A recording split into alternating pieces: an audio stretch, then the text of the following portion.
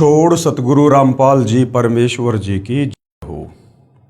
परमपिता परमात्मा सारी सृष्टि के रचनहार कुल मालिक असंख्य ब्रह्मांडों के स्वामी जगत गुरु तीनों लोकों में प्रवेश करके सबका धारण पोषण करने वाले राजाधिराज आत्माधार नाथों के नाथ देवों के देव महादेव सर्वेश्वर महेश्वर मृत्युंजय अजरो अमर आदि अनादि सनातनी प्रभु जगत पिता जगदीश्वर श्री श्री 1008 की उपाधि के वास्तविक अधिकारी अकाल मूरत सौद स्वरूपी राम वासुदेव सर्वगतम ब्रह्म परम पूज्य प्रथम पूज्य परम संत परम पुरुष परम धनी परम दयालु सत्य कबीर हक्का कबीर अल्लाहु कबीर अल्लाहु अकबर बाखबर अल्लाह ताला जगत के तारणहार जगत के मुक्तिदाता जगत के जगन्नाथ हारे के सहारे हिंदुओं के राम मुसलमानों के अल्लाह सिखों के वायुगुरु ईसाइयों के मसीह दया के सागर दयानिधि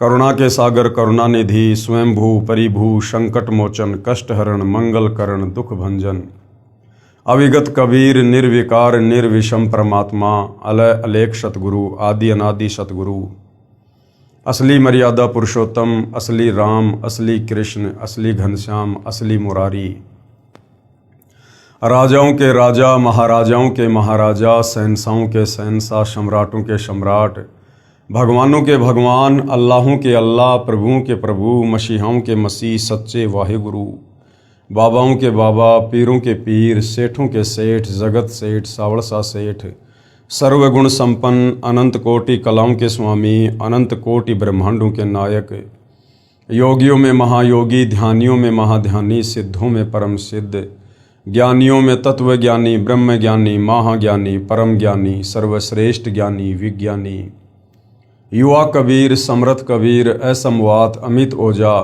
सच्चे रहनुमा करीम अल्लाह सुभान अल्लाह दुनिया के अंतिम पैगंबर 8 सितंबर 1951 से गांव धनाना जिला सोनीपत हरियाणा भारतवर्ष की पावन भूमि पे प्रकट रियल कल्कि भगवान श्री नारायण साकार हरि श्री बाबा साहेब नूर अनंत परमात्मा सच्चे दरवेश सच्चे बाखबर संत श्रोमणी सतगुरु रामपाल जी परमेश्वर जी के चरण कमल में आप और हम सभी भाई बहनों का अनंत कोटि दंडवत प्रणाम। सत्साई भाई और बहनों, बहुत बड़ी दया बहुत बड़ी मेहर पूज्य गुरुदेव भगवान की परमेश्वर रामपाल जी की, जिनके शुभ आशीर्वाद से विशेष आशीर्वाद से उन्हीं के सत्संगों का संग्रह पवित्र आध्यात्मिक पुस्तक ज्ञान गंगा के ऊपर वीडियो बनाने की श्रृंखला जारी है। इसी श्रृंखला में आज हमारा ये 35वें नंबर का वीडियो है। प्रत्येक वीडियो में पूज्य गुरुदेव भगवान के आशीर्वाद से हमें भक्ति मार्ग के विषय में शास्त्र अनुकूल साधना के विषय में बहुत कुछ जानने और समझने को मिल रहा है, जो जानने की इच्छा हमारी सदियों से थी। सतयुग में थी, त्रेता युग में थी, द्वापर युग में थी और कलयुग के प्रथम चरण में थी, परंतु हमारे तत्व ज्ञानहीन नादान केवल संस्कृत भाषा के तथाकथित विद्वान धर्म गुरुओं की अज्ञानता के चलते जो वे शास्त्रों को समझ नहीं पाए, शास्त्रों में परमेश्वर के विषय में भक्ति मार्ग के विषय में क्या लिखा है उसकी अच्छे से समझकर व्याख्या करके समाज को नहीं बता पाए, जिसके चलते भाई और बहनों सदियों से आत्मा अपने परमपिता परमेश्वर की प्राप्ति के लिए भटक रही है। और हमारे जितने भी पूर्वज थे वो इन हमारे तत्व ज्ञानहीन नादान धर्म गुरुओं की नादानी के चलते आज प्रेत योनि में, भूत योनि में, नरक में, लक 84 योनियों में अपना कष्ट भोग रहे हैं। तो भाई और बहनों, आज सदियों बाद युगों बाद परमपिता परमेश्वर कबीर साहिब जी ने स्वयं धरती पर तत्वदर्शी संत के रूप में सतगुरु रामपाल जी के नाम से प्रकट होकर पूरे विश्व के मानव समाज के ऊपर एक बहुत बड़ा उपकार किया है, बहुत बड़ा रहम किया है। आज परमेश्वर इन सभी धर्मों के सभी धर्मशास्त्रों से हमें उनका वास्तविक सार ज्ञान निकाल कर दे रहे हैं। आज परमेश्वर रामपाल जी ने हमें सृष्टि रचना के विषय में बताया, समझाया। उस सृष्टि रचना को हर धर्म शास्त्र के ज्ञान से प्रमाणित किया। इस पवित्र पुस्तक ज्ञान गंगा को पढ़ने के बाद आपकी 101 पीढ़ी का उद्धार निश्चित है। ये वचन स्वयं सतगुरु रामपाल जी परमेश्वर जी के हैं और कहते हैं, साध वचन पलटे नहीं, चाहे पलट जाए ब्रह्मांड। साधु बोले सहज स्वभाव, साधु का बोला मिथ्या न जाए। क्योंकि यदि आप सर्वप्रथम इस सतज्ञान को निष्पक्ष होकर धैर्य के साथ रुचि लेकर पढ़ेंगे और सतगुरु रामपाल जी से दीक्षा लेकर अपनी आत्मा का कल्याण करवाएंगे, तो निश्चित ही आपका परिवार भी आप जी के ही पद चिन्ह पर चलेगा और शास्त्र अनुकूल साधना करने के चलते वो भी आत्म कल्याण करवाएगा। तो भाइयों और बहनों, इसके लिए हमने सृष्टि रचना को समझना बहुत ज़रूरी है, क्योंकि सृष्टि रचना भक्ति मार्ग की मास्टर की है, नींव है भक्ति मार्ग की। तो जब तक सृष्टि रचना को हम अच्छे से नहीं पढ़ेंगे, हर धर्मशास्त्र से प्रमाणित करके जो सतगुरु रामपाल जी ने बता दिया है, जब तक उसको नहीं देखेंगे तब तक हम भक्ति मार्ग पर दृढ़ता के साथ आगे नहीं बढ़ सकते हैं। तो सृष्टि रचना को आप जब भी सतगुरु रामपाल जी के सत्संग सुनना शुरू करें, सर्वप्रथम 2, 4, 5 बार आप सृष्टि रचना को अवश्य सुनिए और पवित्र पुस्तकों से अवश्य पढ़िए। और ये सृष्टि रचना आपको विश्व में केवल सतगुरु रामपाल जी के सत्संगों से सुनने को मिलेगी या उन्हीं के कर कमल से लिखित पवित्र पुस्तकों से मिलेगी। बाकी किसी भी धर्म का कोई भी धर्मगुरु, आचार्य, शंकराचार्य, संत, महंत, मंडलेश्वर, यहाँ तक कि 33 करोड़ देवी देवता और देवी देवताओं का राजा इंद्र और ब्रह्मा विष्णु महेश भी इस कंप्लीट सृष्टि रचना से परिचित नहीं है। ब्रह्मा विष्णु महेश की माँ दुर्गा और ब्रह्मा विष्णु महेश का पिता ज्योति निरंजन काल निरंजन भी इस कंप्लीट सृष्टि रचना से परिचित नहीं है। वो स्वयं गीता जी का ज्ञान देते समय अर्जुन से कह रहा है कि अर्जुन, मैं भी विचार काल में इस कंप्लीट सृष्टि रचना को यहाँ नहीं बता सकता, मुझे भी इसके आदि और अंत का ज्ञान नहीं है।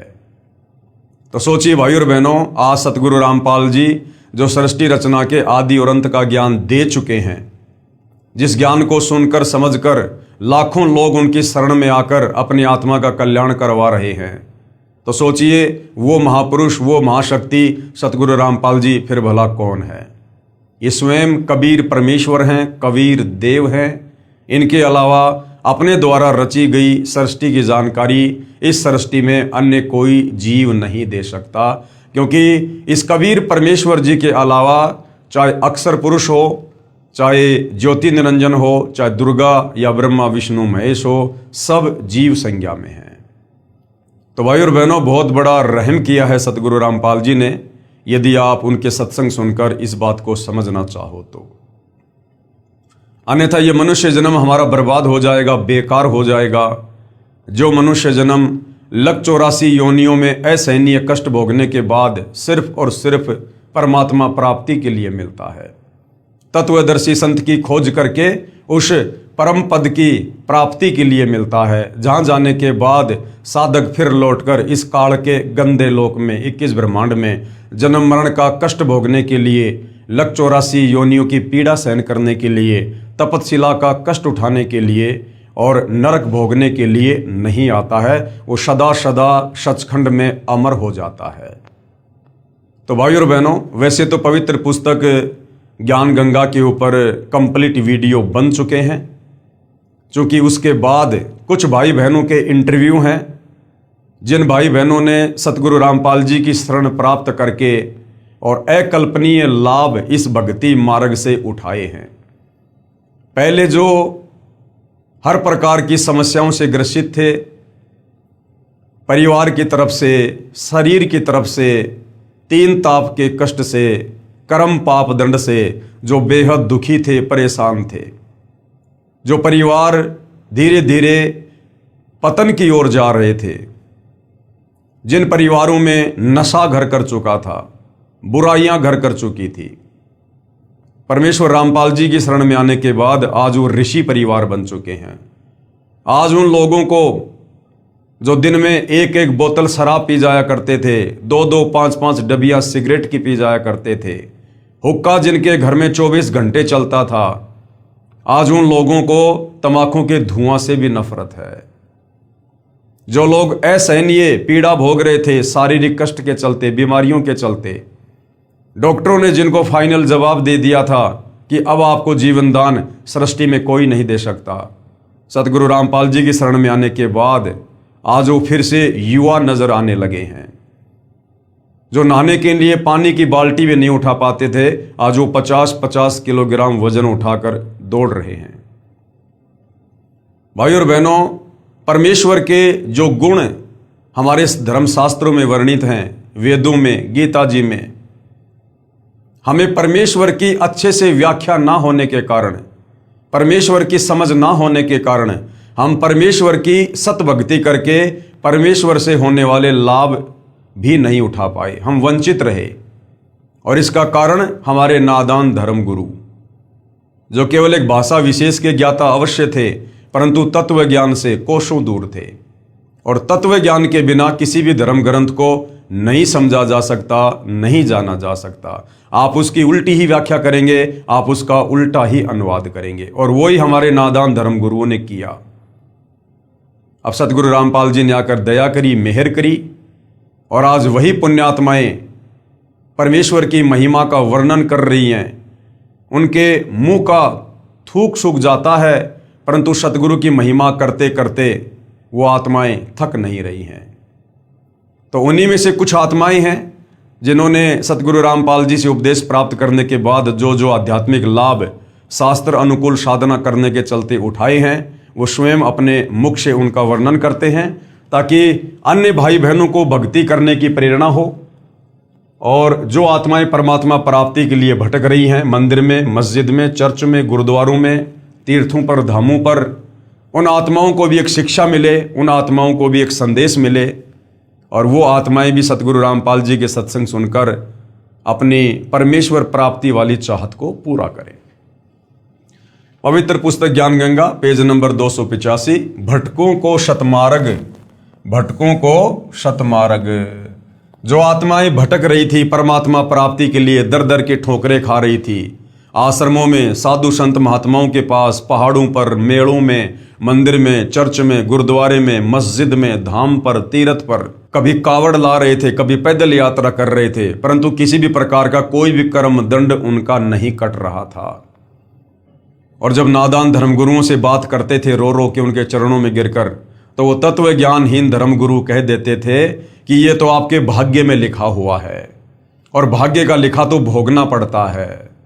उदाहरण देते थे, श्री रामचंद्र जी 3 लोक के भगवान, त्रेता युग में बाली को मारा, द्वापर में अपना कर्म दंड भोगना पड़ा। उसके बाद आत्मा बेचारी चुप हो जाती थी, आगे कोई ऑप्शन ही नजर नहीं आता था। अब सतगुरु रामपाल जी ने आकर हमें 1 नहीं, 2 नहीं, 10 नहीं, हमें 100 ऑप्शन दे दिए कि बच्चों तुम कहां भटक रहे थे, कहां धक्के खा रहे थे। सतभक्ति मार्ग से तुम कोसों दूर थे। जिसे जाना बंबई और वो जा रहा है विपरीत दिशा में, वो कभी भी अपनी मंजिल को प्राप्त नहीं करेगा, उल्टा दूरी बनती चली जाएगी। तो हमें जाना था परमेश्वर के पास, हमें प्राप्त करना था भगवान। और ये नादान धर्मगुरु हमें शास्त्र अनुकूल साधना ना बताकर, क्योंकि इनको स्वयं को ज्ञान नहीं था, हमसे शास्त्र विरुद्ध भक्ति करवाकर, मनमाना आचरण करवाकर, मनमुखी मंत्रों का जाप करवाकर हमें परमेश्वर से विपरीत दिशा में भेज रहे थे, नरक की ओर, 184 योनियों की ओर, तपतशिला की ओर, जन्म और मरण की ओर। अब सतगुरु रामपाल जी ने आकर हमारा शतमार्ग किया है। बहन ईशवंती की दर्द भरी आत्मकथा। मैं भगतमती ईशवंती सतगुरु रामपाल जी के पंथ में, यथार्थ 13वें कबीर पंथ में नाम उपदेश लेने के बाद भगत जो होता है उसको भगत कहा जाता है, और जो बहन होती है उसको भगतमती कहा जाता है। मैं भगतमती ईशवंती देवी, पत्नी श्री भगत सुरेश दास अहलावत, पुत्र श्री प्रताप सिंह अहलावत, पाना गंजा, गांव डिग्गल, जिला झज्जर में रहती हूँ।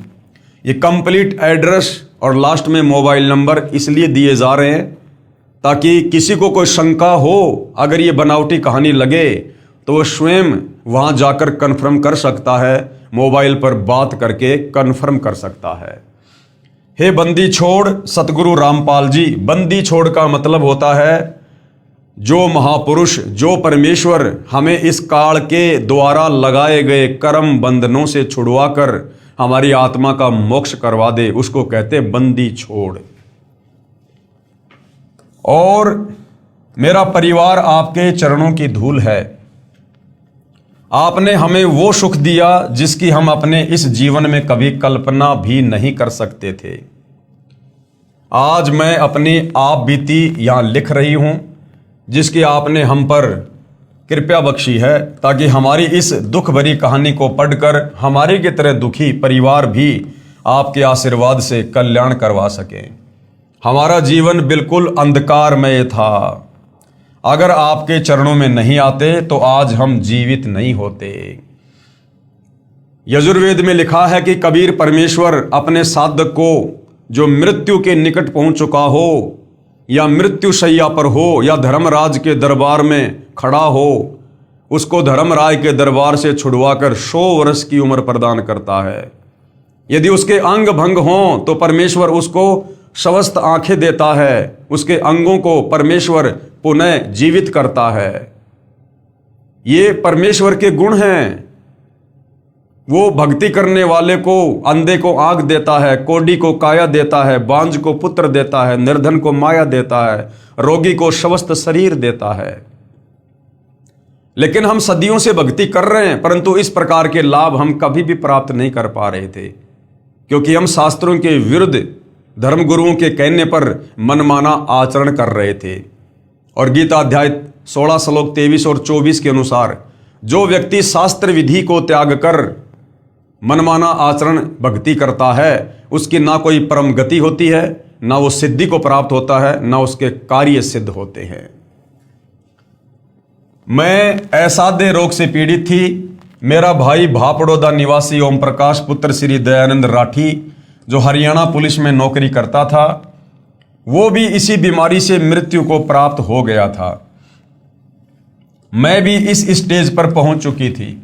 मैं इस हालत में पहुंच चुकी थी कि हाथ पैर बिल्कुल लकवे ग्रस्त जैसे हो गए थे। आवाज निकलनी बंद हो गई थी। जगह जगह डॉक्टरों व शाणों को दिखाया, लेकिन सब जगह निराशा ही हाथ लगी। मेरे पति इतनी शराब पीते थे कि जब घर आते तो बच्चे डर के मारे चारपाई के नीचे छुप जाते थे। घर के बर्तन तक शराब के लिए बेच डाले और सिर पर कर्जा चढ़ा लिया। अब सोचो भाई और बहनों, घर की मुख्य स्त्री इस कदर बीमारी से ग्रस्त, ना मुंह से आवाज निकाल रही है, लकवे जैसी हालत हो गई, मृत्यु शैया पर, और जिसका पति रोजाना शराब पीता है, नशे में धुत अपने बच्चों को मारता है। बच्चे अपने बाप से डरकर चारपाई के नीचे छुप जाते हैं। जिन बच्चों ने अपने पिता को देखकर खुशी जाहिर करनी होती है कि पिताजी आएंगे, फल फ्रूट लाएंगे, और जिस बाप ने शाम को घर आकर अपने बच्चों को गले लगाना चाहिए, वो बच्चे अपने पिता के डर से और चारपाई के नीचे छुप रहे हैं। सोचिए उस परिवार की क्या हालत होगी। पड़ोसी भी तंग थे। एक दिन तो नशे की हालत में ये मुझको उठाकर डालान पाने के कुएं में डालने चल पड़ा था। महापाप ओपरी हवा ने कहा कि किसकी क्या पोरस चलेगी, यानी किसकी क्या मजाल, मैं इस घर को बर्बाद करके छोड़ूंगा। मेरे भाइयों ने मेरे ऊपर ढेर सारा पैसा शाणों व डॉक्टरों के चक्कर में बर्बाद कर दिया, लेकिन मुझे कोई फायदा नहीं हुआ।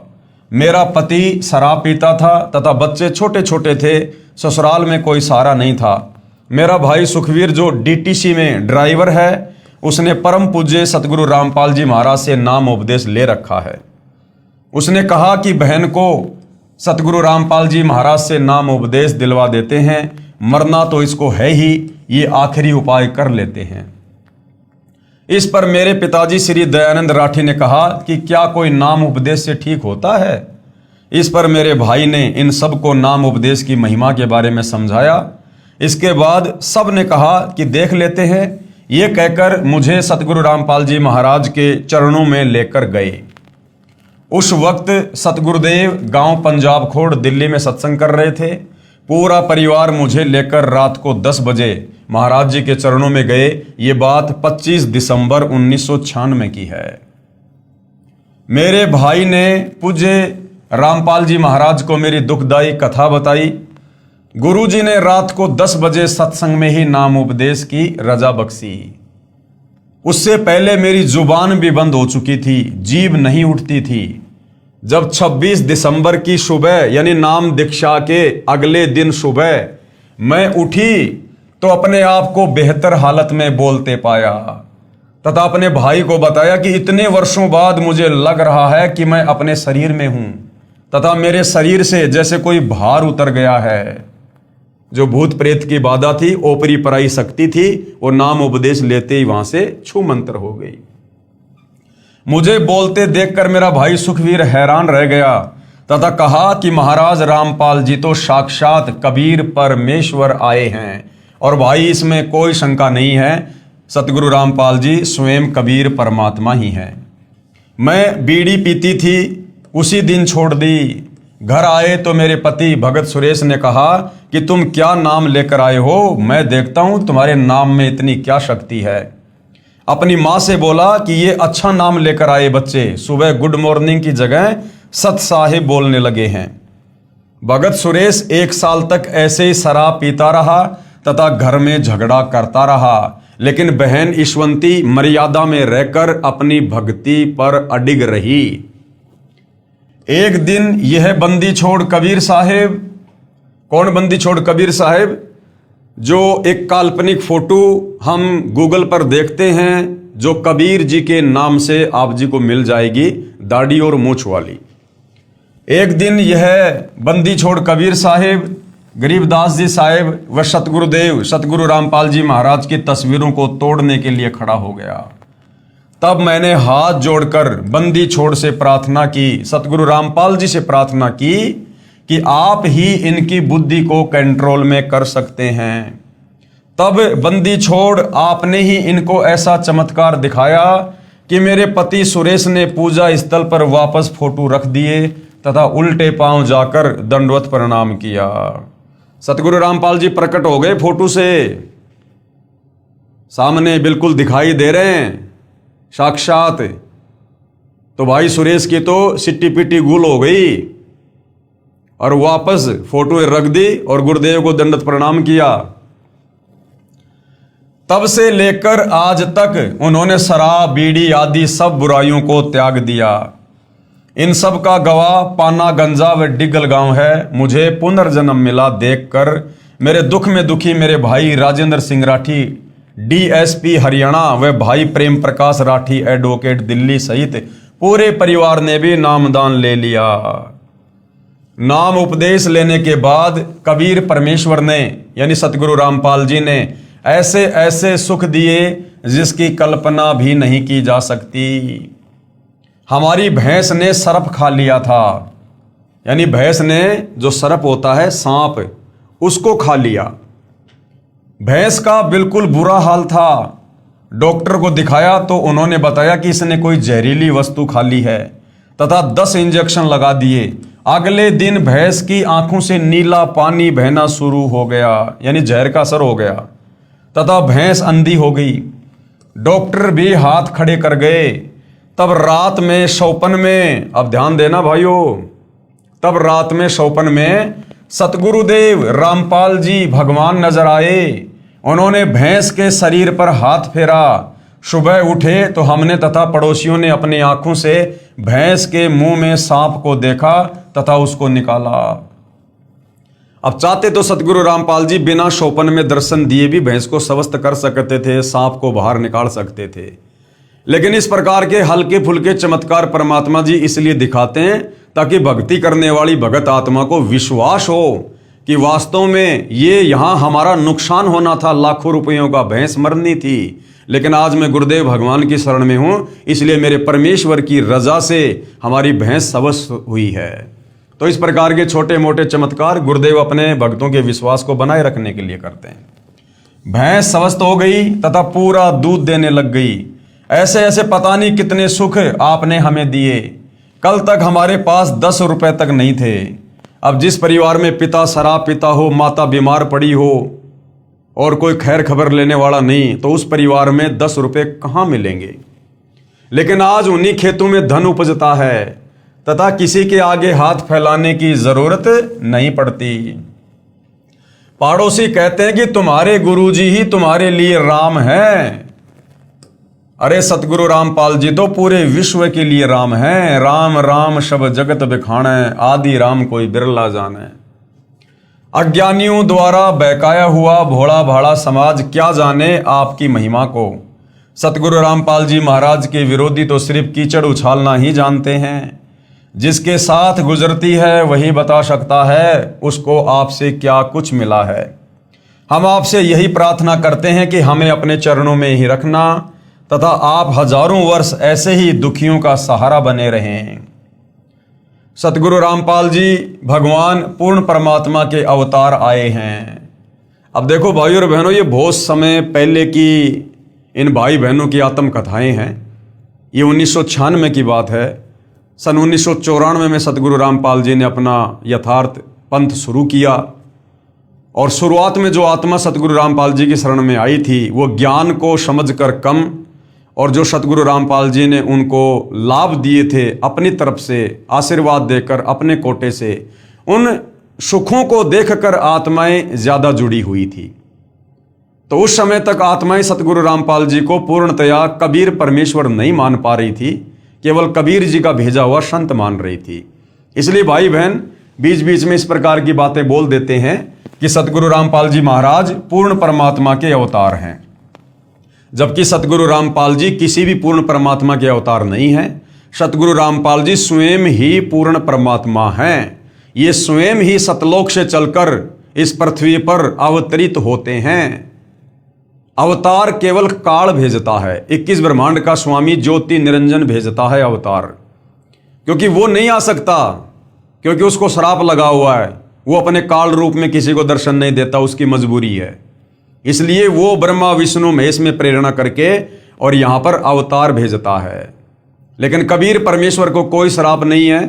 कबीर परमेश्वर समर्थ हैं, सर्वशक्तिमान हैं। इस परमेश्वर ने किसी को भी सतलोक से अवतार बनाकर भेजने की आवश्यकता नहीं पड़ती है।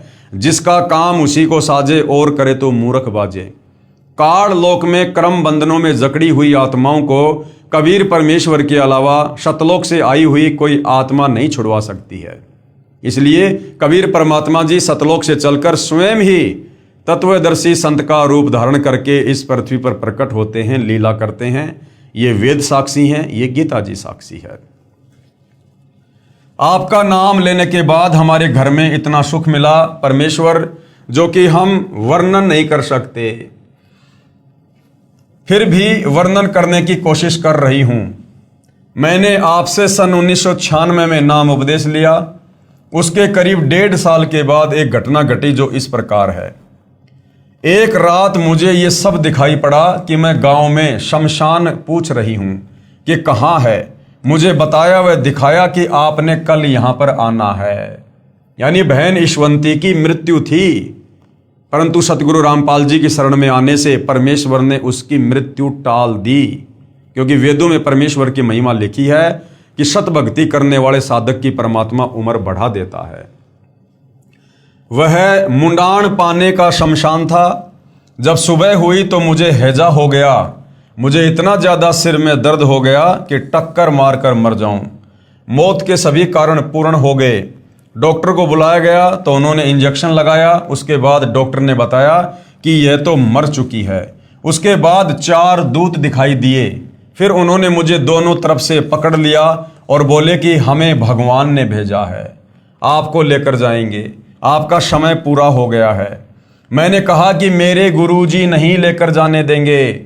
फिर उन्होंने कहा कि आपके गुरुजी क्या करेंगे, आपका समय पूरा हो गया है।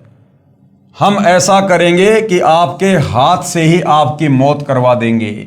यमदूतों ने कहा कि तुम्हारे गुरुजी क्या कर लेंगे, हम तुम्हारे हाथों से तुम्हारी मौत करवा देंगे। यानी तू अपने हाथों से अपना गला दबाएगी हमारी शक्ति से। उसके बाद मेरे दोनों हाथों ने गले को बड़ी जोर से दबाया, जिससे मेरे प्राण आंखों में आ गए। मैं किसी से बोल नहीं सकी। बंदी छोड़ कहते हैं कि आजम तेरे घटने घेरे, तू राम कहन नहीं पावेगा। आजा बंदे शरण राम की, फिर पाछे पछतावेगा। वह स्थिति मेरे साथ हो गई। उसके बाद कबीर साहिब, अब ध्यान देना भाई और बहनों, हमने इन कथाओं से बहुत गहरी शिक्षा लेनी है। बहन ईशवंती क्या कह रही है कि उसके बाद कबीर साहेब कमल के फूल पर मेरे पास प्रकट हुए। यम के दूतों ने बहन ईशवंती के हाथों से उसका गला दबवा दिया और उसके बाद कबीर साहेब, कौन कबीर साहेब?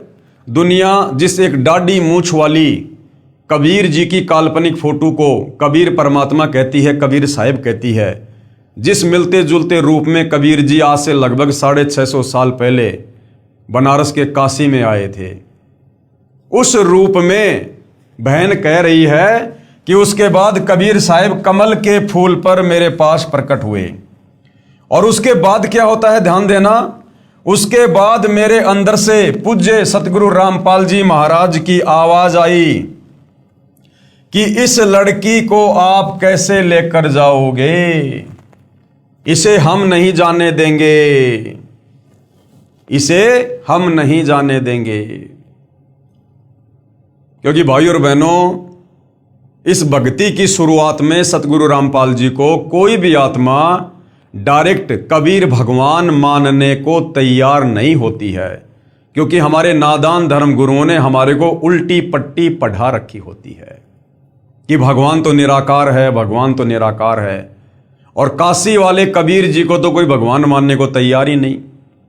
तो बहन ईशवंती, जिसने सन 1996 में सतगुरु रामपाल जी से दीक्षा ली, लेकिन बहन भी अच्छे से ज्ञान को समझकर सतगुरु रामपाल जी को ही कबीर भगवान नहीं मान पा रही थी। बहन की दृष्टि में कबीर भगवान यानी बंदी छोड़ वो दाढ़ी मूछ वाली कबीर जी की समझे जाने वाली काल्पनिक फोटो थी। तो बहन ने उसी को याद किया। तो उधर से कबीर परमात्मा सतगुरु रामपाल जी, जो वास्तव में कबीर भगवान है, वो उस दाढ़ी मूछ वाला रूप बनाकर और बहन के पास में प्रकट हो गए उसके विश्वास के लिए। क्योंकि जब तक भगत की आस्था जिसमें रहेगी, वो चाहे किसी की भी भक्ति कर रहा है, परमात्मा उसी रूप में आकर उसकी रक्षा करता है।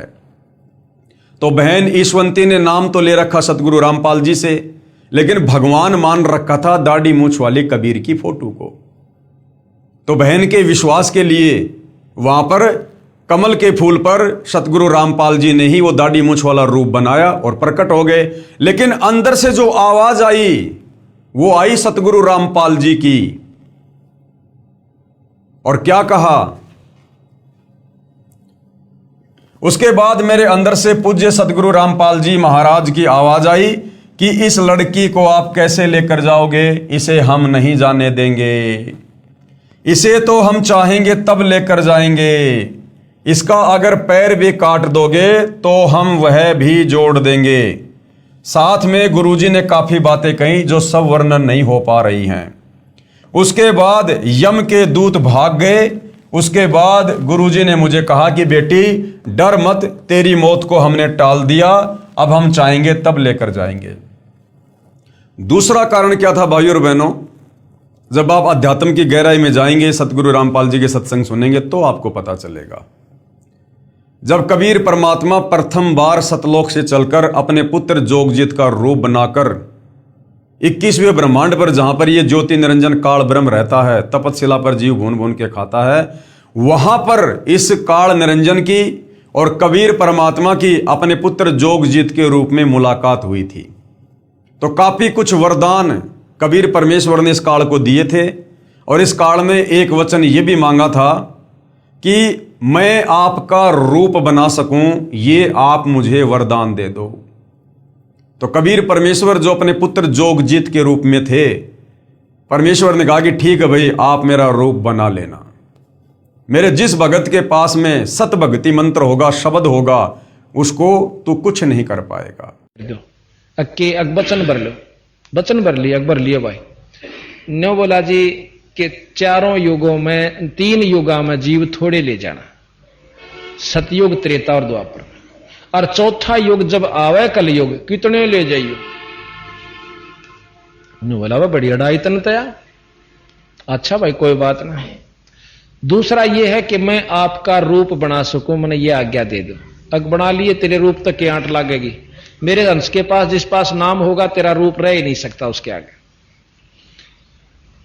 तो फिर और एक और कहा कि आप जब जाओ ना मृत मंडल में तो एक जगन्नाथ के मंदिर को बनवाइयो, क्योंकि वो काल समुद्र नहीं बनन देगा, मेरा अंश कृष्ण रूप में जाएगा, कृष्ण बौद्ध रूप में, और अपना मंदिर बनवाओगा, पर समुद्र नहीं बनन देगा। बनवा दूंगा भाई।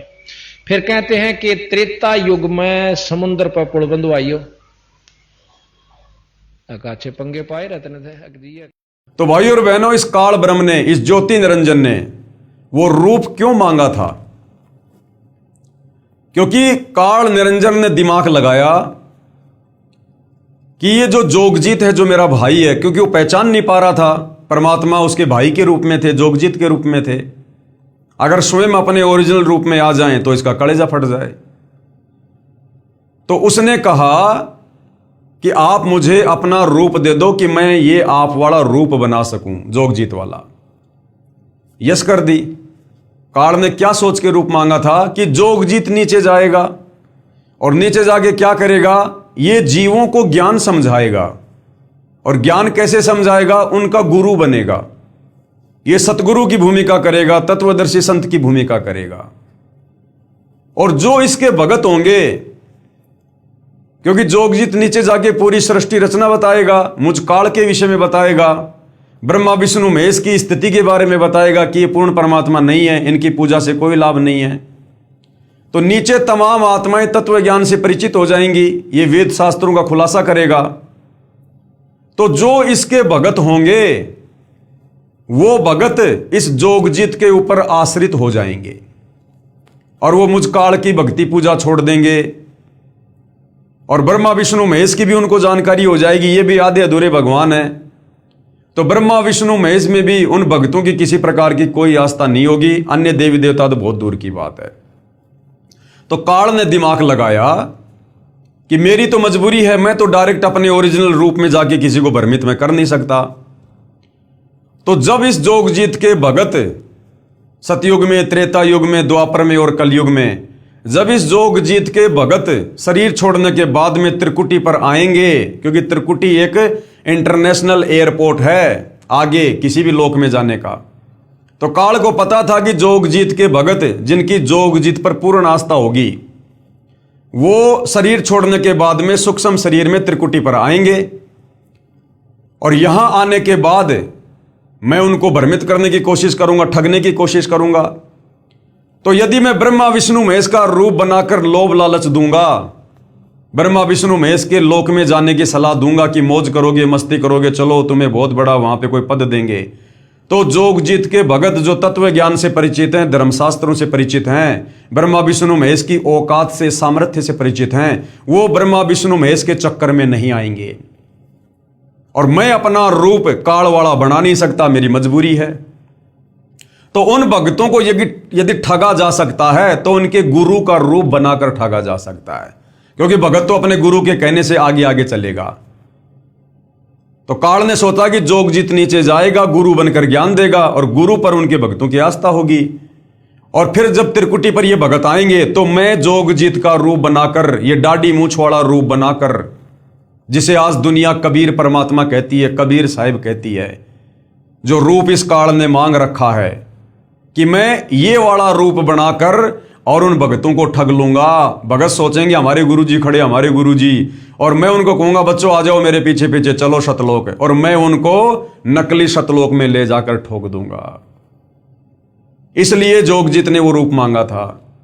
तो यहां बहन ईश्वंती के पास में, क्योंकि अब हमने दूसरे पहलू से विचार करना है, तो बहन ईश्वंती के पास में उसके प्राण लेने के लिए वो काल जोगजीत का रूप बनाकर, जिसको दुनिया कबीर जी समझ रही है, दाढ़ी मूछ वाली फोटो, उस रूप में आया उसके प्राण लेने के लिए, ताकि ईश्वंती उसे परमात्मा समझकर, कबीर साहिब समझकर और उसके साथ साथ चली जाए और काल उसे अपने जाल में फंसा ले, लक 84 में डाल दे।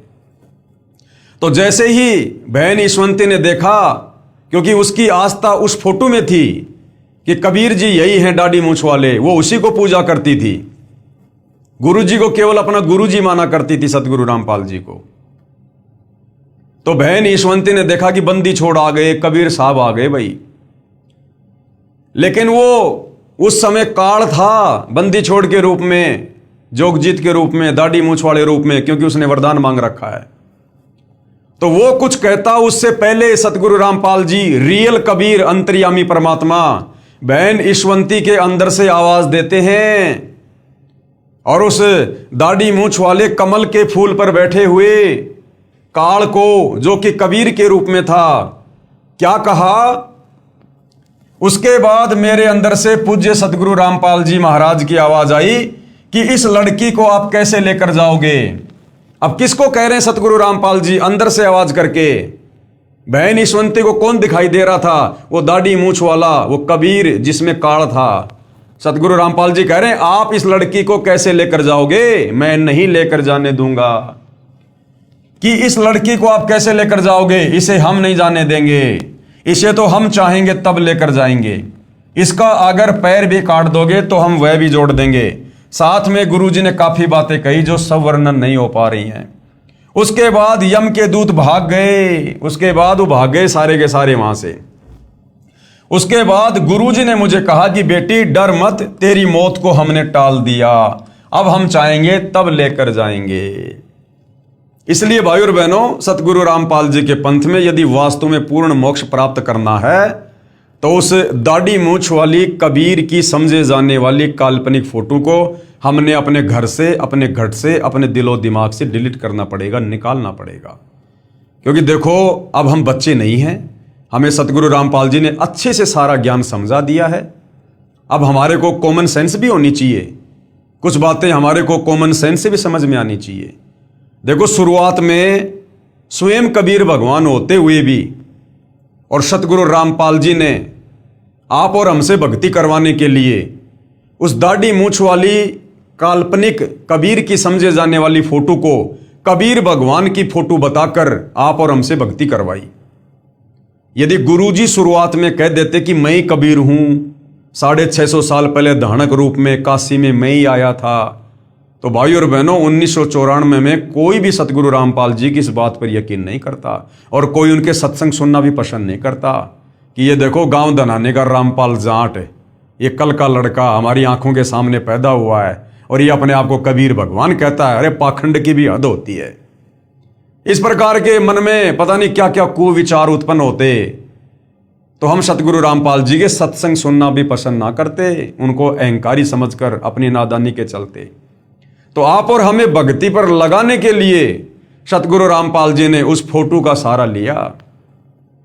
अगर सतगुरु रामपाल जी वेदों से दिखाते कि देखो भाई परमात्मा का नाम है कबीर देव, कबीर परमात्मा, कबीर साहेब जो 650 साल पहले आए थे, ये कबीर भगवान है, और यदि फोटो ना दिखाते तो भाई और बहनों हम उनसे सवाल करते कि गुरुजी आपने वेदों में दिखाया कि कबीर देव ही परमात्मा है। कौन कबीर देव? जो चारों युगों में आता है, जो 650 साल पहले भी आए थे बनारस में।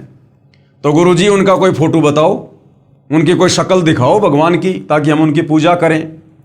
अगर गुरुजी कह देते कि बेटा वो तो 650 साल पहले आए थे, और 650 साल पहले बेटा ना तो कोई मोबाइल था, ना कोई कैमरा था, ना कोई वीडियो रिकॉर्डिंग का सिस्टम था, तो मैं फोटो कहां से दिखाऊं मैं? तो हम क्या कहते पता है? अच्छी बात कर रहे हो गुरुजी, अरे रामचंद्र जी त्रेता युग में लाखों साल पहले आए, श्री कृष्ण जी द्वापर युग में 5000 साल पहले आए, और देखो गुरुजी आज उनकी कितनी सुंदर सुंदर फोटोएं आपको लाखों मिल जाएंगी। और कबीर जी तो 600 साल पहले आए थे, फिर उनकी फोटो क्यों नहीं हो सकती? तो बताओ हम नादान आत्माओं को क्या समझाते गुरुदेव? तो वे तो अंतर्यामी है, उनको तो पता था।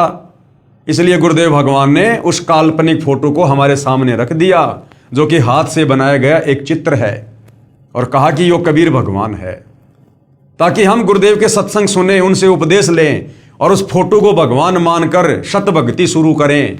और जब धीरे धीरे धीरे धीरे तत्व ज्ञान सुनेंगे तो 2, 4, 5, 10 साल में तो ये बात समझ में आएगी कि वास्तव में कबीर भगवान वाले काम आज धरती पर कौन कर रहा है। हमें ये इतने सुख, मुर्दों को जीवन, ये कबीर भगवान दाढ़ी मूछ वाले ने दिए या फिर सतगुरु रामपाल जी ने दिए? हमें उपदेश देकर ये ज्ञान, शास्त्रों का गूढ़ रहस्य सतगुरु रामपाल जी ने समझाया या उस दाढ़ी मूछ वाले काल्पनिक कबीर भगवान ने समझाया? तो सतगुरु रामपाल जी ने ये सोचकर कि फिलहाल ये मुझे परमात्मा के रूप में स्वीकार नहीं करेंगे, क्योंकि ये तत्व ज्ञान से बहुत दूर हैं। इसलिए सतगुरु रामपाल जी ने उस काल्पनिक फोटो को, जो आपको गूगल पर मिल जाएगी, उसको कबीर भगवान बताकर हमारे सामने पेश किया। वो फोटो हमें दी, उस फोटो की हम पूजा करने लगे। लेकिन भाई और बहनों, अब हमें सतगुरु रामपाल जी ने ज्ञानी बना दिया, विद्वान बना दिया, मास्टर बना दिया भक्ति मार्ग में। अब हमने कॉमन सेंस का भी प्रयोग करना चाहिए। अब यदि हमारी आस्था उसी फोटो में लगी रही तो भाई और बहनों, कल को जब हम त्रिकुटी पर जाएंगे तो स्थूल शरीर छोड़ने के बाद में जो सूक्ष्म शरीर रहेगा उसमें ज्यों के त्यों विचार रहेंगे। अगर हमने उसी दाढ़ी मूछ वाले को भगवान माना, यदि हमारी जरा भी आस्था उस दाढ़ी मूछ वाली फोटो में रही कि ये कबीर भगवान है, तो वो काल त्रिकुटी पर वही रूप बना के आएगा दाढ़ी मूछ वाला, जो ईशवंती बहन के पास में कमल के फूल पर बैठकर आया था काल, और हमें ठग ले जाएगा। हम उसको भगवान मानकर आंख बंद करके उसके पीछे पीछे चले जाएंगे कि आओ बच्चों चलो सतलोक में, बैठो विमान में, और ठोक देगा नकली सतलोक में। फिर हमारी एक भैंस जिसका ब्याने का समय नजदीक था, वो एक दिन बिल्कुल बुत की तरह हो गई, अकड़ गई, टाइट हो गई। डॉक्टर को बुला कर लाए तो डॉक्टर ने टाइम से पहले ही हाथों से बच्चा निकाला। उसके बाद भैंस ने जेर नहीं डाली। किसी के कहने पर हमने जो थोड़ी सी जेर बाहर होती है उस पर ईंट बांध दी तो वह जेर टूट गई। जेर के टूट जाने पर भैंस की हालत बहुत खराब हो गई, क्योंकि अंदर जहर फैल गया। सभी कहने लगे कि यह भैंस अब मरने से बच नहीं सकती। हम घबरा कर रात को ही 5 डॉक्टरों के पास गए, मगर एक भी डॉक्टर नहीं आया। कहते हैं कि यह केस निपटाना हमारे बस की बात नहीं है, अब परमात्मा ही बचा सकता है। उसके बाद बहुत दुखी होकर मैंने आशा छोड़ दी कि आज भैंस को कोई नहीं बचा सकता। अरे भैया, जिसने पिछली बार बचाया था अगली बार भी वही बचाएगा। फिर मैंने कहा कि भगत जी आशा मत तोड़ो, हमारे बंदी छोड़, सब ठीक करेंगे। उसके बाद बंदी छोड़ के सामने दंडोत प्रणाम किया। दंडोत प्रणाम किया उसी दाढ़ी मूछ वाली कबीर की फोटो के सामने। लेकिन भाई रियल में जो बंदी छोड़ है, जो कबीर भगवान है सतगुरु रामपाल जी, वो भोले भगत की आस्था के आधार से, जिसकी भी आस्था है, परमात्मा उस रूप में जाकर उसकी रक्षा अवश्य करता है। और हमने प्रार्थना की। उसके बाद सुबह एक डॉक्टर के पास गए तो उसने आकर देखा तो कहा ये बचेगी नहीं। ऐसे ही हमारी भैंस के साथ हुआ था, तो बड़े डॉक्टर ने भरपूर कोशिश की मगर नहीं बच पाई। उसके बाद कहने लगे कि परमेश्वर की दया से बच भी गई तो दूध नहीं देगी। उसके 7 दिन बाद गुरुजी दिखाई दिए। कौन गुरुजी? सतगुरु रामपाल जी, कि भैंस की आंतड़ियों में से जेर निकाल रहे हैं। सुबह भैंस ने जेर डाली तथा वह स्वस्थ हो गई और 15 किलो दूध पर आ गई।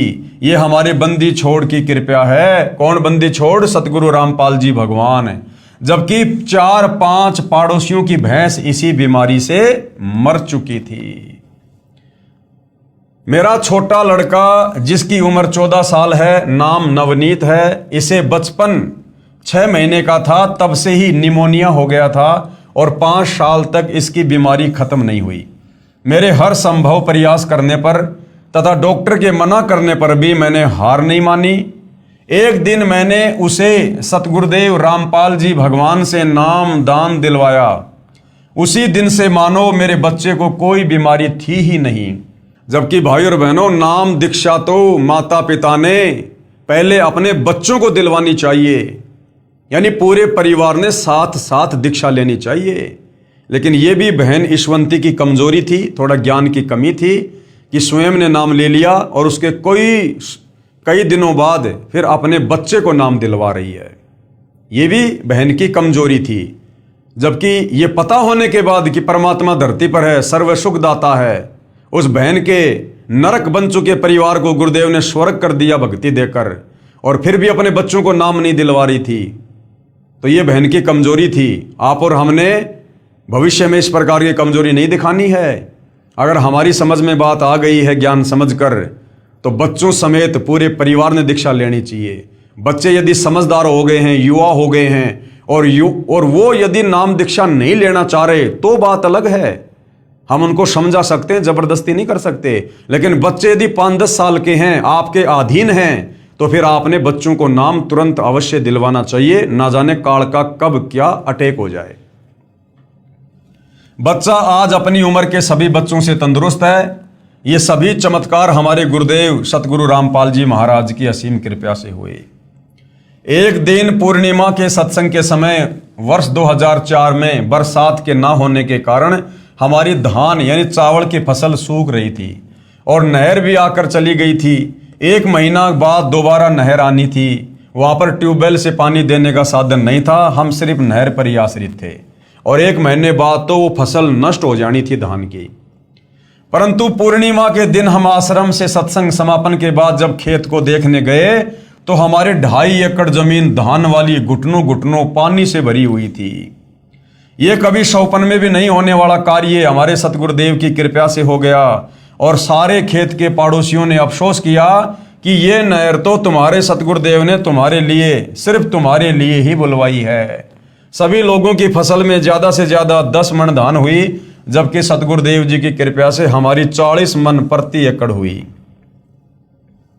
अनेकों अनेकों सुख हमारे बंदी छोड़ सतगुरु रामपाल जी ने हमें दिए हैं। मेरे दोनों पुत्र भगत अमित तथा नवनीत मई 2010 को दिल्ली पुलिस में नौकरी लग गए। मेरी तथा मेरे परिवार की तरफ से सर्व पाठकों से प्रार्थना है कि आप अति शीघ्र सतलोक आश्रम करोथा में आकर सतगुरु रामपाल जी महाराज से मुफ्त नाम दीक्षा प्राप्त कीजिए। मनुष्य जीवन व्यर्थ ना करें। कबीर परमेश्वर जी कहते हैं, भाई काल करे सो आज कर, आज करे सो अब, और पल में प्रलय होएगी, फिर करोगे कब। सत साहेब जय बंदी छोड़ की, सतगुरु रामपाल जी भगवान की जय। तो भाई और बहनों, देखा आपने, ये सत्य आत्म कथा है उन आत्माओं की जो हर प्रकार से मरणासन स्थिति में थे। कहां तो इस परिवार का बेड़ा गर्क होना था। ऊपरी शक्तियां, ऊपरी पराई, भयंकर बीमार बहन, पति 1 नंबर का शराबी, बच्चा भी बीमार, और माता पिता की ऐसी हालत हो तो फिर बच्चों को कौन संभालता। और आज कबीर परमेश्वर सतगुरु रामपाल जी की असीम रजा से जैसे उस परिवार ने उपदेश लिया, दीक्षा ली, आज परमेश्वर ने उस परिवार को स्वर्ग बना दिया। बहन की बीमारी, रफू चक्कर, दोनों लड़के सरकारी नौकरी लग गए, पति ने शराब त्याग दी और आज वो परिवार सुख से अपना जीवन व्यतीत कर रहा है। तो भाई और बहनों, ऐसा परमेश्वर ही कर सकते हैं। प्रारब्ध में लिखे कष्टों को सतगुरु के अलावा, कबीर भगवान के अलावा दूसरा कोई समाप्त नहीं कर सकता। कहते माशा घटे ना तिल बदे विधाता लिखे जो लेख।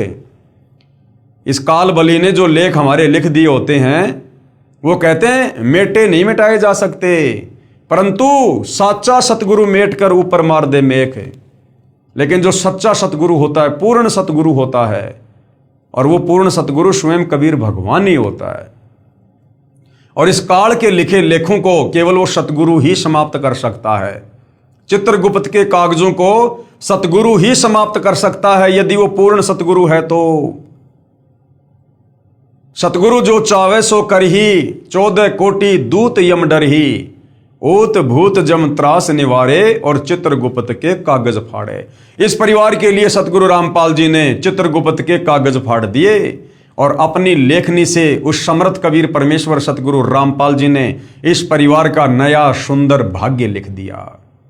तो भाई और बहनों, ये आप लोगों के साथ भी हो सकता है, ये सबके साथ हो सकता है। परमेश्वर इस धरती पर वर्तमान में पूरे विश्व के मानव समाज के लिए, सबके आत्मा के कल्याण के लिए, सबके उद्धार के लिए हैं। लेकिन कहते हैं भाई सकल पदार्थ है जगमाही, भाग बिना नर पावत नाही।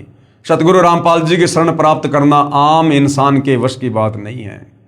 जिनके युगों युगों के भक्ति संस्कार मजबूत होते हैं वही आत्माएं उनके चरणों तक पहुंच पाती हैं, उनके सत्संगों को सुनकर विश्वास कर पाती हैं और फिर उनसे जुड़कर उपदेश लेकर भक्ति का लाभ उठा पाती हैं। तो ये आपकी आंखों के सामने बहन ईशवंती की आत्म कथा है।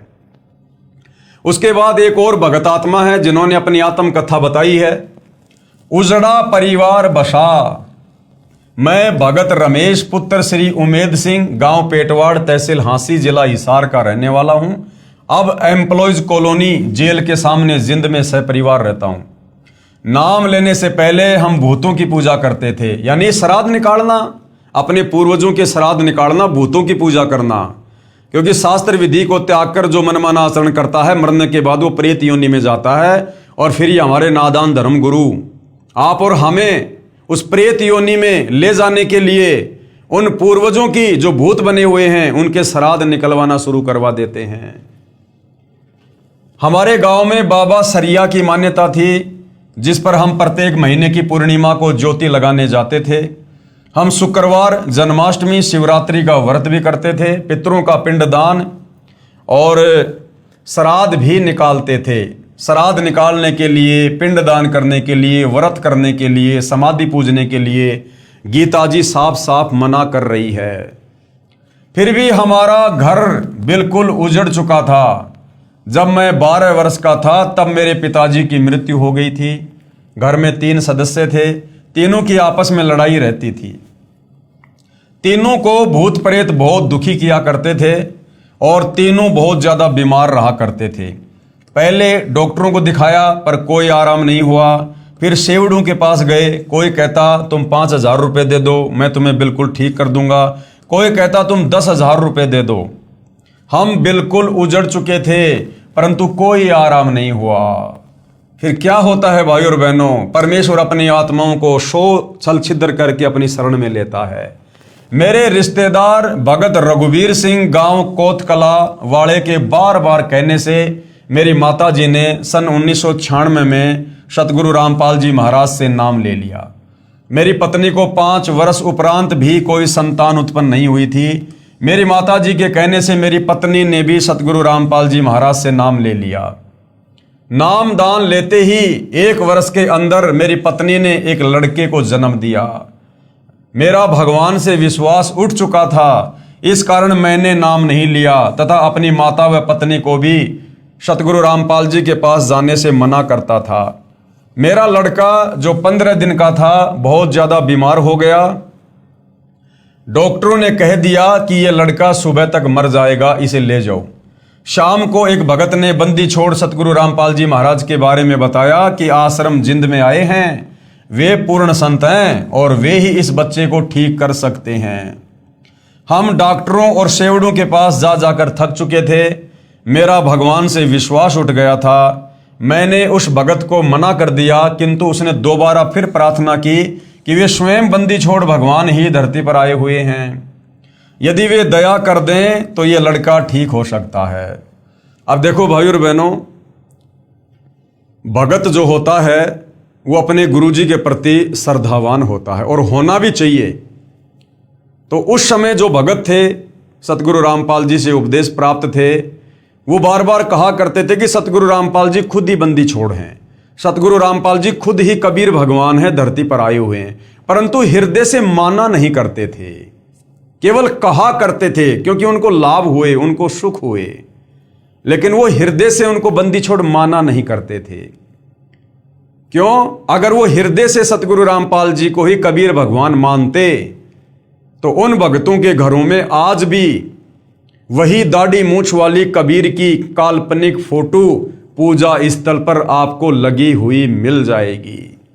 इसका मतलब अभी भी आस्था भगवान के रूप में उस दाढ़ी मूंछ वाली फोटो में ही है। लेकिन सतगुरु रामपाल जी की संगत में जो साध संगति से जुड़े हुए सत्सेवक भाई बहन हैं, जिन्होंने सतगुरु रामपाल जी के आशीर्वाद से वास्तव में उनको जाना है, उनको पहचाना है और परमेश्वर के रूप में मानकर आज उनकी यथार्थ पूजा कर रहे हैं, शास्त्र अनुकूल साधना कर रहे हैं जो भगवान की होती है, तो उन साध संगति से जुड़े भाई बहनों के घरों में आपको सतगुरु रामपाल जी के अलावा अन्य किसी की कोई फोटो नहीं मिलेगी। क्योंकि उन साध संगति से जुड़े भाई बहनों ने अपने गुरुदेव को ज्ञान आधार से और हृदय से बंदी छोड़ के रूप में स्वीकार कर लिया है कि एक साधे सब सदे, सब साधे सब जाए, माली सींचे मूल को फले फूले अगाए।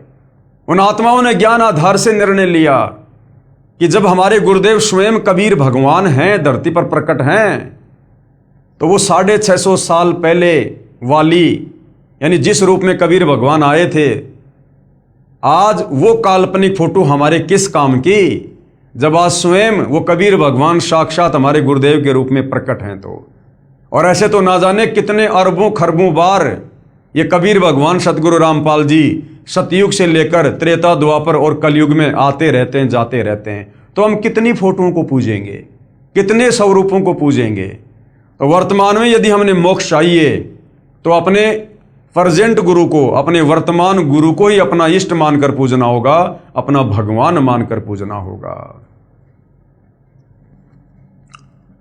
उन्होंने फिर प्रार्थना की कि वे स्वयं बंदी छोड़ भगवान ही आए हुए हैं, यदि वे दया कर दें तो ये लड़का ठीक हो सकता है। उस भगत के इतने विश्वास के साथ कहने पर मैंने अपनी माता जी को अनुमति दे दी। मेरी मां ने लड़के को ले जाकर सतगुरु रामपाल जी महाराज के चरणों में रख दिया और रोते हुए प्रार्थना की कि महाराज जी ये बच्चा मर चुका है, अब आप ही इसे ठीक कर सकते हो। तब बंदी छोड़ सतगुरु रामपाल जी महाराज ने कहा कि कबीर परमेश्वर की रजा से ये ठीक हो जाएगा। अब सतगुरु रामपाल जी की तो मजबूरी है कि जब तक भगत उनको कबीर परमात्मा नहीं मानेंगे तब तक सतगुरु रामपाल जी ने तो उस काल्पनिक फोटो को कबीर भगवान कहना ही पड़ेगा। तो सतगुरु रामपाल जी ने कहा कि कबीर परमेश्वर की रजा से ये ठीक हो जाएगा। अगले दिन जब बच्चे को मरना था वह ठीक हो गया। बोलो बंदी छोड़ सतगुरु रामपाल जी भगवान की जय हो। हमारा उजड़ा हुआ घर बंदी छोड़ सतगुरु रामपाल जी महाराज की कृपा से दोबारा बस गया। अगर वो लड़का मर जाता तो उस लड़के का पिता अपनी मां को और अपनी पत्नी को घर में भक्ति नहीं करने देता कि क्या कर लिया तुमने नाम दीक्षा लेकर, कह रहे थे कि भगवान है भगवान है। तो सतगुरु रामपाल जी ने उन दोनों आत्माओं को भक्ति मार्ग पर लगाए रखने के लिए और धीरे धीरे उस नादान प्राणी को भी नास्तिकता से आस्तिक बनाने के लिए अपनी तरफ से उस बच्चे को जीवित किया। इतना चमत्कार देखकर भी पाप कर्मों की वजह से मैंने नाम नहीं लिया और पहले वाली पूजा तथा भूतों की पूजा ही करता रहा। अब सोचिए लड़का मर जाता तो वो कैसे नाम दीक्षा लेता, घर वालों की भक्ति और छुड़वा देता, जो बच्चा जिंदा होने के बाद भी सतगुरु रामपाल जी की भक्ति नहीं कर पा रहा और भैरव भूत की भक्ति में लगा हुआ। हमारे घर पर बंदी छोड़ गरीबदास जी महाराज की वाणी का पाठ सतगुरु रामपाल जी महाराज करते थे और मैं बाहर जाकर शराब पीता था। फिर 1 वर्ष बाद एक दिन हमारे घर पाठ हो रहा था। तब शाम को बंदी छोड़ सतगुरु रामपाल जी महाराज ने सत्संग किया। तब मैंने सत्संग सुना और नाम भी ले लिया। फिर हमारे घर में दुख नाम की चीज नहीं रही। मेरी माता जी ने किसी के बहकावे में आकर नाम खंडित कर दिया। कुछ समय बाद सन 2000 में मेरी माँ को अचानक पैर में जलन होने लगी। डॉक्टरों को दिखाया, उन्होंने बताया कि इसे ब्लड कैंसर है, ये 10-15 दिन में मर जाएगी। अगर पीजीआई चंडीगढ़ में ले जाओगे तो वहाँ 1.5 लाख रुपए लगकर ये ज़्यादा से ज़्यादा 1 साल तक जीवित रह सकती है, परंतु दर्द कम नहीं होगा। बंदी छोड़ सतगुरु रामपाल जी महाराज ने बताया कि आपकी माता जी ने नाम खंडित कर दिया है, यानी मर्यादा तोड़ दी। जैसे बिजली का बिल ना भरने से, कनेक्शन कट जाने से बिजली से मिलने वाला लाभ बंद हो जाता है, उसे फिर सुचारू करवाना पड़ता है। मेरी माता जी ने अपनी गलती की क्षमा याचना की। महाराज जी ने दोबारा नाम दिया तथा सिर पर हाथ रखा। सिर पर हाथ रखते ही पैर की जलन व दर्द खत्म हो गया। भाई सतगुरु जो चावे सो कर ही भरम पड़ो मत कोई, सेऊ धड़ पर शीश चढ़ाया पाछे करी रसोई। तो सतगुरु रामपाल जी तो कुछ भी करने में समर्थ हैं। फिर लगभग 2 वर्ष के बाद जाड़ पड़वाने की वजह से जाड़ में से खून निकलने लगा। यानी भाई और बहनों, हमारे ऊपर पिछले जन्मों के पापों का इतना वजन है, इतना बोझ है, हम युगों युगों से मनुष्य जन्म प्राप्त करके और इतने कुकर्म कर चुके हैं कि हमारे संचित कर्म अब हमें परेशान करते हैं। तो जीव पर कितनी आपत्तियां। सोचिए अगर ये बहनें सतगुरु रामपाल जी की शरण में ना होती तो इनके साथ में क्या होता। इनका जीवन शेष नहीं था, जो उपदेश लेने के बाद भी इनके पाप कर्म इतना दबाव दे रहे हैं। डॉक्टर ने दवा दी और टांके भी लगाए, परंतु खून निकलना बंद नहीं हुआ। फिर डॉक्टर ने इसकी बीमारी चेक की और बताया कि इसके ब्लड कैंसर है और अब वह फूट चुका है, अब यह ठीक नहीं हो सकती, इसे घर ले जाओ, ये खून निकलने से 2 दिन में मर जाएगी। फिर अगले दिन इसके पेशाब और लेटरिन से भी खून आना शुरू हो गया। तब मैंने सतगुरु रामपाल जी महाराज को फोन से बताया कि डॉक्टर ने कहा है कि ये 2 दिन में मर जाएगी। तब सतगुरु रामपाल जी महाराज ने कहा कि बंदी छोड़ जो करेंगे ठीक करेंगे। फिर अगली रात को 2 बजे यमदूत लेने के लिए आए। यानी भाई और बहनों, उस भगत की माता जी का आगे जीवन शेष नहीं था। और ये दास बार बार आप लोगों को कहता है कि सतगुरु रामपाल जी ने हजारों नहीं बल्कि लाखों भक्तों का, भाई बहनों का जीवन एक्सटेंड कर रखा है। उनकी श्वासें अपनी तरफ से बढ़ाई हुई हैं। ये परमेश्वर के गुणों में है, उनके लक्षणों में है, अन्यथा हम भक्ति नहीं कर सकते। ये सतगुरु रामपाल जी भगवान हमें अपनी शरण में लेकर, काल के बंधन से छुड़वा कर, जमानत लेकर तब हमसे भक्ति करवाते हैं, पल पल अपनी नजरों में रखकर। अन्यथा इस काल के लोक में ब्रह्मा विष्णु महेश भी एक मंत्र नहीं जप सकते जो सत्य मंत्र है। इस काल के 21 ब्रह्मांड में ब्रह्मा विष्णु महेश भी सत्य नहीं कह सकते। और आज सतगुरु रामपाल जी के भगत सीना ठोक कर सत्य का प्रचार कर रहे हैं। और ये काल दूर खड़ा खड़ा देख रहा है, जो ब्रह्मा विष्णु महेश को भी जो है उनके पैर नहीं जमने दे रहा। इतनी प्रबल शक्ति है 21 ब्रह्मांड की ये ज्योति निरंजन काल। और आज सतगुरु रामपाल जी के जो मर्यादित भगत हैं, ये उनके 100 कदम भी नजदीक नहीं फटकता, इतना डरता है कबीर भगवान सतगुरु रामपाल जी से। काल जो पीसे पीसना, जोरा है पणिहार, ये 2 असली मजदूर हैं मेरे साहिब के दरबार। मेरी मां ने कहा कि तेरे पिताजी वे 10 वर्ष पहले गुजर चुके थे, मुझे लेने के लिए आए हुए हैं। वो भूत बना हुआ था, वो भूत बना हुआ था, शास्त्र विरुद्ध साधना करके मरने के बाद में भूत बना हुआ था। अब वो उसको लेने के लिए आया था। इतना कहते कहते वह यमदूत मेरी मां के अंदर प्रवेश कर गया और कहने लगा कि मैं इसे लेकर जाऊंगा। यानी बाद में उसकी मां ने बताई सारी हकीकत जो सूक्ष्म रूप में उसको दिखाई दे रही थी। इसका समय पूरा हो चुका है, मेरे को चाय पिलाओ। तब हमने उसके लिए चाय बनाने के लिए रखी ही थी। यानी इनकी माताजी बोल रही थी, वो यम के दूत यानी उसका जो पिता था जो भूत बन चुका था, उसकी मां के अंदर सूक्ष्म रूप में प्रवेश करके उसकी मां के मुख के माध्यम से बोल रहा था, मेरे को चाय पिलाओ। तब हमने उसके लिए चाय बनाने के लिए रखी थी। इतने में वह यम के दूत कहने लगा कि पता नहीं तुम्हारे घर में कितनी बड़ी शक्ति है, वह मुझे मार रही है, मैं यहां और नहीं रुक सकता।